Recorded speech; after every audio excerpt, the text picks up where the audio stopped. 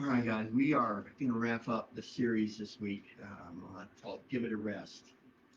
And it's all about this idea of trying to, in the middle of the United States in the 21st century, trying to hit pause in a culture that's on fast forward. It's all about fast forward. I mean, we believe in instantaneous gratification. And if we don't get it right now, we better be getting a darn good deal on it, right? That's just the way we go. And so everything seems to be right now. Um, and God just tells us in the middle of it all, says, pause. Just take a day, relax, plug into me. If our lives are like a phone, then Jesus is the wall outlet. He supplies the electricity. And if we don't plug into him, we're not getting really recharged. That's a big part of what I was talking about last week. So I wanted to continue and we've been talking. Everything we've looked at so far is Old Testament. It's Old Testament. You look at the Ten Commandments when he says, remember the Sabbath and keep it holy. It's one of the Ten Commandments, right? It's like right up there with don't steal, don't have adultery, don't commit murder, take a day of rest. It's important. It's that important. And we just, honestly, I don't know, there's a commandment we forget more easily than that. I mean, even the one about honor your father and mother. It's not, I don't know your family situations for everybody. Maybe you feel like your father and mother don't deserve honor. I don't know. Hopefully my kids do. But that's besides the point. Point is that there's a point, even if you feel that way about your parents, there's a point in time where you kind of made that decision. It's like, I'm deciding now I'm not going to honor my parents. I'm not saying that's right, but I'm saying there's usually a point in time it's like, I'm done with my parents. I just can't take it anymore, whatever it is. But there's a snapping. Whereas this idea of taking Sabbath, of making the day holy to God, setting it apart to connect with Him, that's just something we just kind of, if we ever did it, it's just kind of, we just forget it. Because it's so easy to forget. Because our culture is just knocking on our door all the time, or phoning us, or sending us a text message, and somebody's saying, hey, look, can you do this on this day, on the day that you normally take off? And we want to say yes, usually. There's always exceptions, of course, but for the most part, this is somebody we care about. We want to be able to help. And God, every once in a while, He's telling us it's time to say no. We need to take that day of rest. I said before, you look in Genesis chapter 1, you see not only God creating everything in 6 days, and on the seventh day He rested. That's why we have a 7-day week.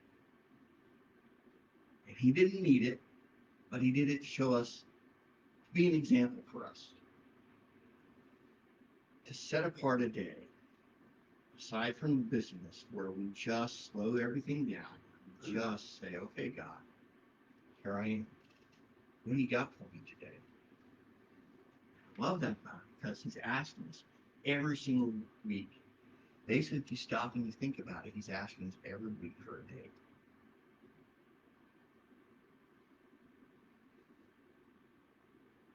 For those of us who are married, we can understand the importance of that. Maybe you've forgotten, I don't know, but we understand the importance. We wouldn't have gotten to, in our culture, we don't do arranged marriages. We pick our own spouse, and we meet this person and we start to want to spend time with them. We understand that, if you don't spend much time with them, that relationship's not going to go anywhere. It's the same way with God. If we don't take time, if we don't make time for Him, that relationship's going nowhere. And there's no more important relationship we ever have, or will ever have, or could ever have than our relationship with Him. So I want to take some time. I want to dig in here. And I want to get to the New Testament because this is not just an Old Testament truth. This isn't just like the Ten Commandments. It isn't just Deuteronomy, Leviticus. It's not just that. Because this is something that God saw important enough that when he came down and he said in the Sermon on the Mount, he said, I didn't come to abolish the law, I came to fulfill it. And we take that and we kind of like start dismissing everything in the Old Testament as utterly worthless. And while there's some things that he has completed, he's finished, and so we don't need to go through the pains. Like what you're talking about, reading with sacrifices. We don't have to go to the temple and sacrifice a lamb on the Day of Atonement. We don't have to go and sacrifice a dove, when we've done this, or, an oxen when we've done that. And it's just, we don't have to worry about all of that because Jesus was the perfect sacrifice. He completed all of that. But there's some laws that are still there, and they're hanging there over our heads, and they're hanging there over our heads because they're for our own good. Stop me up. We didn't toss "thou shalt not commit adultery" out with the bathwater. Certainly not the "thou shalt not murder" part. Why are we taking other things out? And there's some, like I said, that he's adjusted, like the dietary law. There's a couple places in the New Testament where it talks about how, it basically he made everything good for us to eat, which I thank God for because I love bacon. Bacon wrapped jalapenos, bacon and eggs, and just I'm all over it. And I like shrimp too. Not near as big as shrimp as as I am on bacon, but still you get. But this is not just the Old Testament, and to prove it, Jesus had a couple things to say about it. And so I want to go ahead and turn to the Gospel according to Mark. So Mark chapter 2.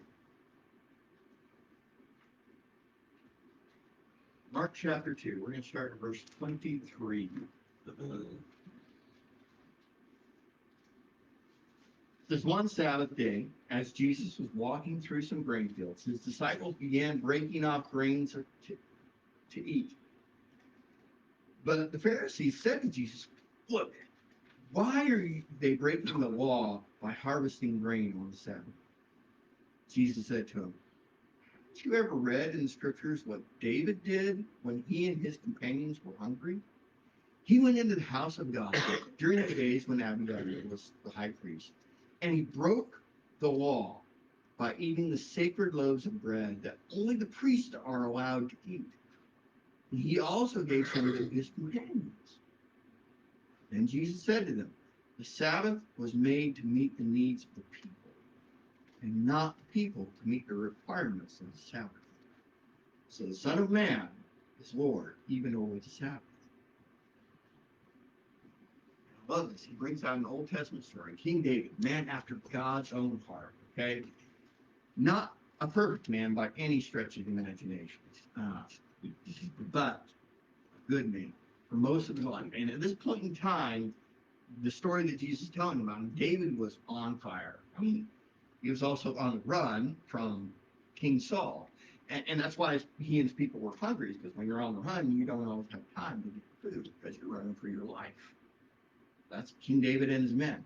And so they come across a place where basically there was what was called showbread in the Old Testament. And it was all the sacrifices that were given. If there was leftovers from the sacrifice, whether it was the animals or showbread or whatever, that went to feed the Levite people and the priesthood especially. And so if you know the Old Testament, there were 12 tribes in the nation of Israel. Okay, they each got a plot of land, basically in the Promised Land. And God took them in. He said, "Okay, the tribe of Judah is going to be here. You guys here, there," and then just giving things up for them, except for one tribe, the tribe of Levi. They didn't get a land inheritance. The reason is because they were supposed to be living off of the other 11 tribes. true what they did. And the priesthood especially lived off of that. The showbread was one example. And the law, God commanded no one was supposed to eat that bread except for the priests. And they didn't get it fresh either, because it was there for a show. It was meant to be ultimately sacrificed from the heart of the person giving it to the Father. And so it was there for him ultimately. And God, in his generosity, turned around and gave it to the Levite people and the priesthood. And so Jesus brings up this thing because his guys are hungry, and they're just literally picking crops, walking through a field, and just eating it. Now, in my mind, that's not a ton of work. My mom used to keep garden when I was a kid, and I used to love to help her pick peas in particular. Peas fresh out of the pod, out of the garden. I just love those. That is a very fond memory. Very few of those peas made it into the house. It was good, and so it wasn't a big deal to me. I enjoyed doing that. But regardless, these Pharisees are all about following the law. They're all about making sure that everybody follows it to the letter. And so they've made these rules that are interpretations of that law. And we talked about that before. But it comes back down to they were trying to make sure that everybody followed the law. And they're really looking for anything and everything they can to trip up Jesus. Find some way to point at Jesus and say, look, he sinned. You don't need to pay attention to him. You can ignore this Jesus guy and just keep listening to us. Well, again, Jesus just brings up this story from the Old Testament. He basically just shows them that it wasn't about the letter of the law. It was about the intent of the law. That's why it comes back down again. It says the Sabbath was made to meet the needs of the people and not the people to meet the requirements of the Sabbath. That's just the way it is. He didn't mean for us to get caught up in the letter of the law, which is why I tell you that, if Saturdays don't work for you as taking a day of Sabbath, that's fine. Take Tuesday if that's what works for you, or Monday, or Sunday, or whatever day of the week. I don't care. Make it Sunday this week, and Tuesday next week, and Wednesday the next. Or, like I told you last week, there's a point in time I was working and I had a 50-plus hour a week job and a, hour and a half worth of driving every day to get there and back. I didn't have a ton of time. Most of my time at home in the evenings spent just recovering from the day and getting things ready for the next day. So I had the weekend. And so Saturday morning, I'd sleep in. And then I'd fix breakfast, which I've always kind of enjoyed cooking. And so fix breakfast for my family. And then on Saturday afternoon, I'd get things ready for Sunday morning, for Sunday morning's church. I'm doing this thing here. And then Sunday afternoon, I'd just chill and relax. It was great. And I had to take my Sabbath in two halves. And if that's what you got to do, then do it. This is not about the letter of the law. This is about something. This is about you just making some time in your life faithfully connected with the Father. That's all it is. It's not about a law. That's something Jesus wanted to write about. I want to also turn over to the book of Matthew. Matthew chapter 12.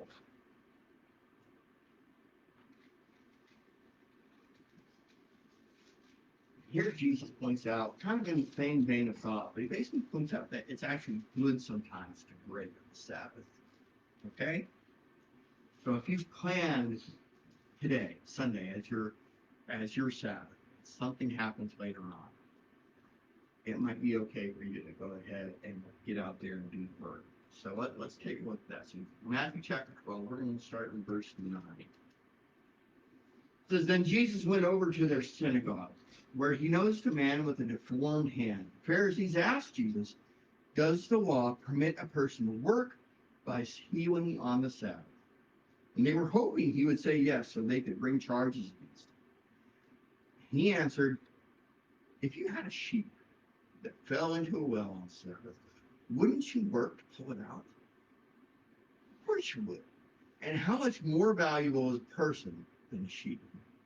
Yes, the law permits a person to do good on the Sabbath.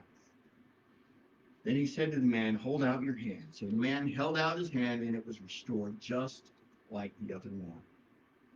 Then the Pharisees called a meeting to plot how to kill Jesus. Talk about holding a grudge.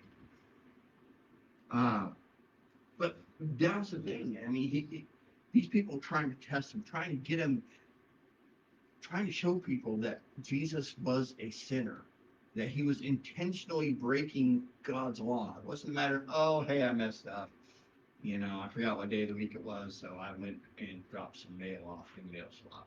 I don't know, whatever. But the point is that they were trying to trip Jesus up. And Jesus basically, he stopped and think about it. In a way, he bit right in. While he never said exactly what they were wanting him to say, yes, it's okay to break the law, he said.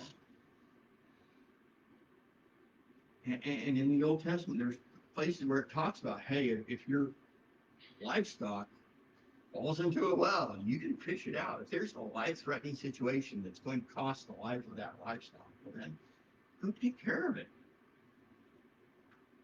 If somebody calls you on your day off and you're planning on relaxing in it, and it's like, hey, man, I have an emergency. My house is on fire. Can you come help me get my pictures out or whatever? Um, you feel like God's telling you to go do it, go do it. You can connect with God later on in the day. You can connect with God next week. You can connect with them the next day, maybe. I don't know. You can figure it out. But the point is that there's times that it's the right thing to stop relaxation. It's this kind of philosophy that allowed me to go through a season where I was having, and for a while I didn't even do the Sabbath in two halves. I was just doing work. Um, and there's might be a season in life where that's what you're going through. That's the necessity. Is working to some degree or another, 7 days a week. And it might be that's what you need to do. And I'm here to tell you that I think that's okay. I'm not saying make plans on things being that way for the rest of the time. Okay? That's not healthy. That's not good. That's nervous breakdown material for you. Okay? So, but recognize that there's a season. It helps if you come into it and you define how long the season's going to last. That's just my tip from me to you. So it's like, okay, I'm gonna really bust it for this new job I got for like 3 months, 6 months, or whatever it is, and I'm gonna come in, I'm gonna lay it all down, and I'm going to go in, I'm gonna make sure those bosses come to value, um, whatever it is that the need is. I'm saying that there might be times, and that's okay. Again, Sabbath is for us. It's not like we're here to fulfill law. Law's purpose is for us. It's not for itself. Okay? But ultimately, it comes back down to what it's all about is just taking this time to connect with Him. Because no matter what you do to relax, whether you sit and watch TV, whether you read a book, whether you go out and play on the lake, whether you go hunting, or whether you play video games, or whatever it is that you like to do to relax, if you're not taking the time to connect with God, you're not really recharging.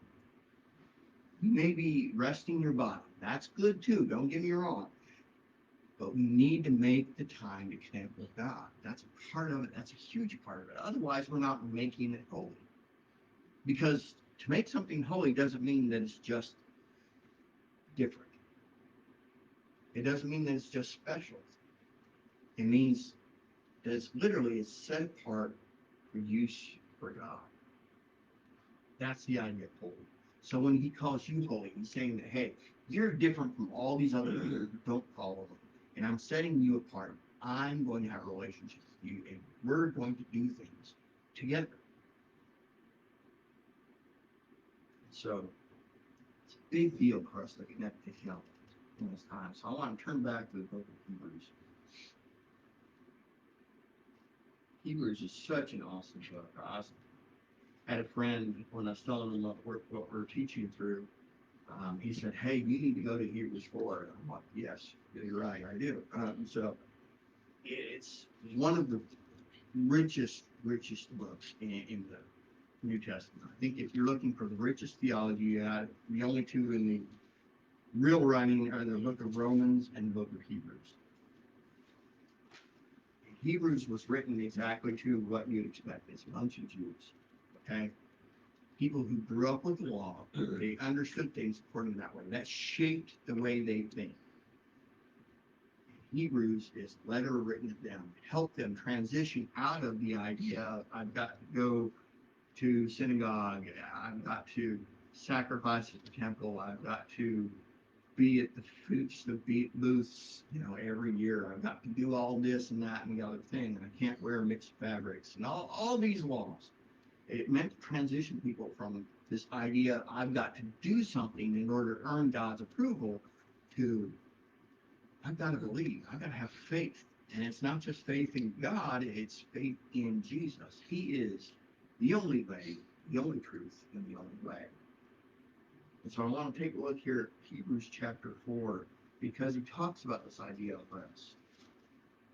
And I love it. The whole part of it. We're only taking a small snippet of it. So if you want, I just want to encourage you to go back and read the whole chapter. But we're going to be in Hebrews chapter 4. We're going to start in verse 6. It says here, so God's rest is there for people to enter. But those who first heard this good news failed to enter because they disobeyed God. So God set another time for entering this rest. And that time is today. God announces through David much later in the words already quoted. Today, when you hear his voice, don't harden your hearts. Now, if Joshua had succeeded in giving them this rest, God would not have spoken about another day of rest still to come. So then, there's a special rest still waiting for the people of God. For all who have entered into God's rest have rested from their labors, just as God did after creating the world. So let us do our best to enter that rest. But if we disobey God, as the people of Israel did, we will fall. As far as we're going in that chapter. And basically what this whole chapter is trying to tell us is that this ultimate rest, everything that was alluded to from the idea of the Sabbath, or the idea of the year of Sabbath, or further in that chapter that we didn't cover last week, is this idea of the year of Jubilee, where there's this big reset button set on debt and on who owns what and that sort of things. And it's all this idea of being able to have rest, have a connection with God, and to be able to trust him for our provision. And he comes in here and he's basically saying all these things from God resting on day 7 of creation through what Jesus said to the Pharisees. Everything is pointing us to that simple fact that our rest is found in him. Nowhere else. Your soul will never find true rest anywhere except in Jesus. It will never be any different. I cannot emphasize this enough. Spiritually speaking, if you are not connected to Jesus, then you cannot find rest, spiritually speaking. There's a part of you that will be running on fumes every day of your life. And that's what the world goes through every day, and they don't even know it.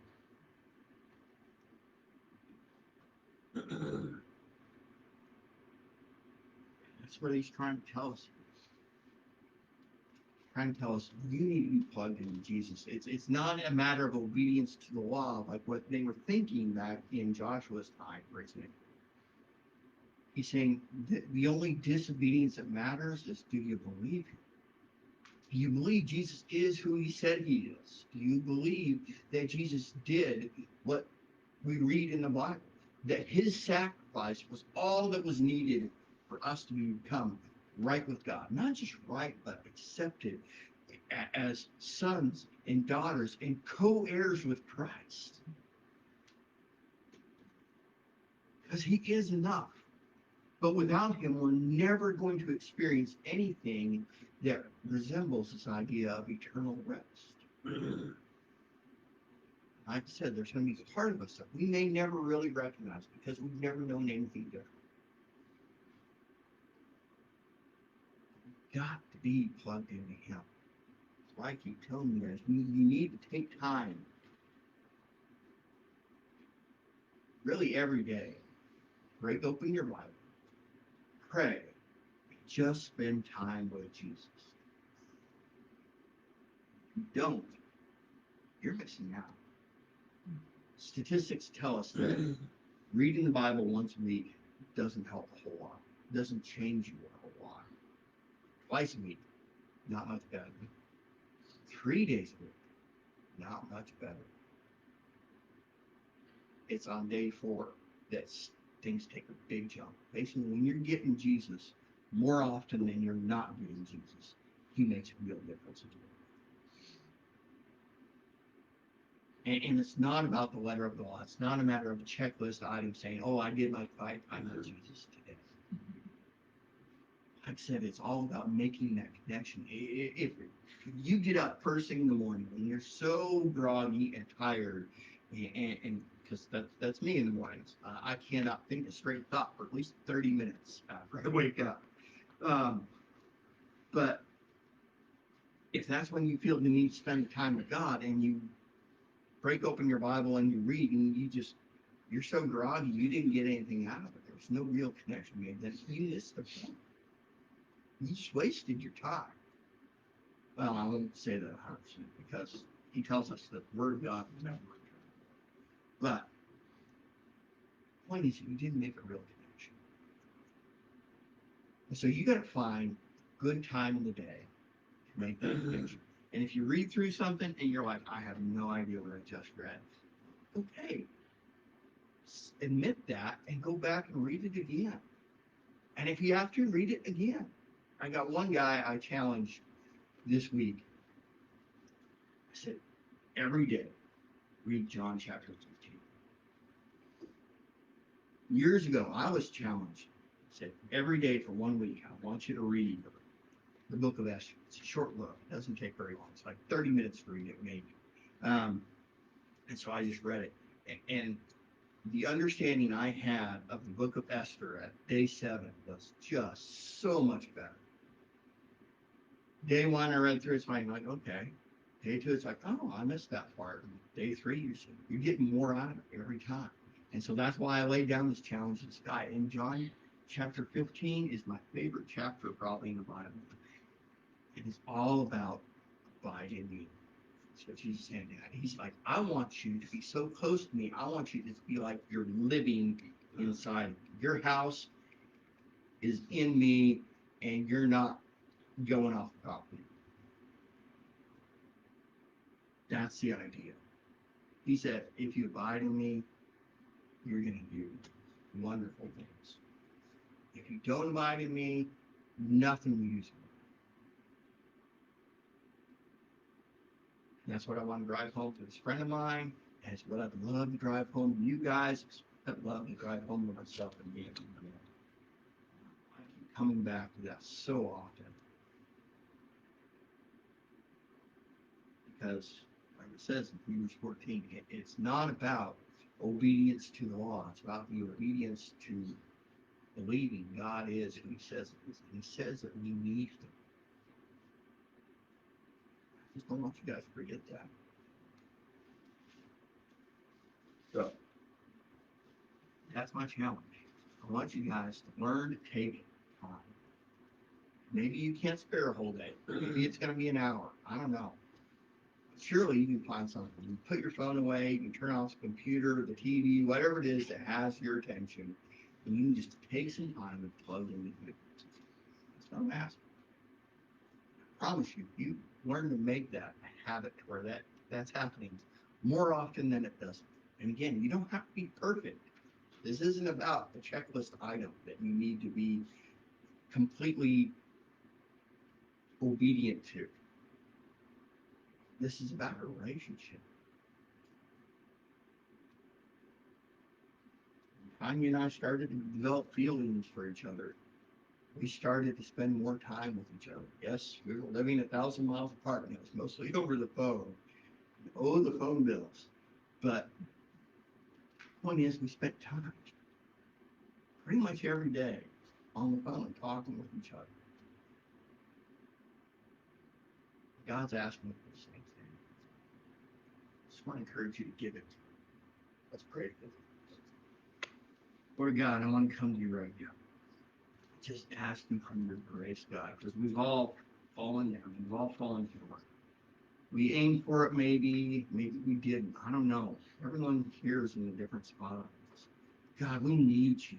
We need you desperately, more than we'll ever really know. And I'm just asking for your spirit to move us, to remind us that we would not forget, so that we would take the time, that we would make the time to connect with you. God, you really are better. Nothing is better than you.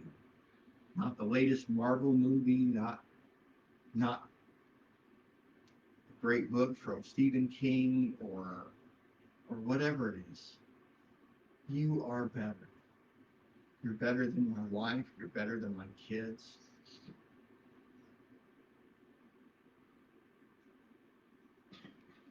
We just need you. So I'm asking for your grace to just flood into our lives again.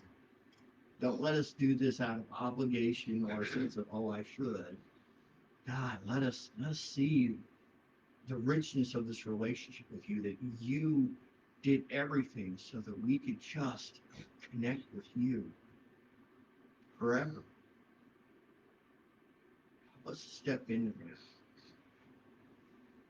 You're so good. I love you. No, I don't love you enough. Help me. Help each of us to learn to love you more than we do right here. When we come back next week, I want each of us to be closer to you than we are today. To recognize your voice a little bit better. Know your heart. Things that you're passionate about. Things that you like. Things that you don't like. Help us to chase after you this week.